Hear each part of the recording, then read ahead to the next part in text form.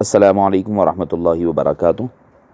جو سوال کیا گیا، جو تصویر بھیج کر کے قبر پر بے تحاشا لائٹنگ اور فروٹس اور پانی نہ جانے کیا کیا رکھا گیا ہے، تو پہلی بات یہ دیکھیں کہ وہ اہل سنت والجماعت کے صاحب کی کوئی قبر نہیں ہے، وہ اہل شیعہ حضرات کی قبر ہے، جس پر آپ اگر کتبے کو ذرا زوم کر دیکھیں گے تو آپ کو وضاحت کے ساتھ نظر آئے گا۔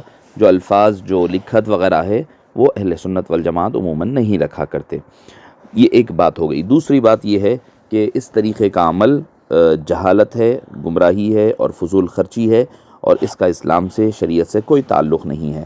اگر آپ کو کچھ کرنا ہی ہے تو ایسا کام کر کے جائیں، نیک کام، کہ اپنے قبر کے اندر روشنی ہو، اپنے قبر کے اندر پھول بیج جائیں، اپنے قبر کے اندر تیاری، وہ اصل کام ہے۔ اب رہی بات پھول وغیرہ چڑھانے پر اعتراض کرنا، پھول وغیرہ چڑھانے کا ثبوت حدیث پاک سے ملتا ہے۔ بخاری شریف کی حدیث پاک ہے، جلد نمبر 1 صفحہ نمبر 458، حدیث نمبر 1295۔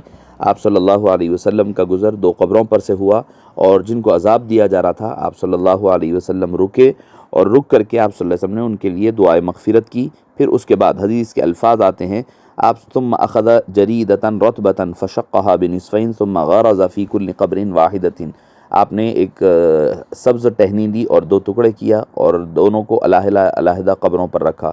پوچھا صحابہ نے، یا رسول اللہ یہ کیوں کیا؟ تو آپ صلی اللہ علیہ وسلم نے فرمایا، لعلہ ان یخفف عنہما ما لم یبسا، کہ جب تک یہ تر و تازہ رہے گی، سوکھے گی نہیں، جب تک اللہ تعالیٰ اس کی وجہ سے عذاب میں تخفیف کرے گا۔ تو سبزہ، ہریالی، ہری چیز، تازہ چیزیں تسبیح کرتی ہے، قرآن کریم میں بھی ہے، تو اہل قبور کو اس سے ثواب ملتا رہے گا جب تک کہ یہ تر و تازہ رہے گی۔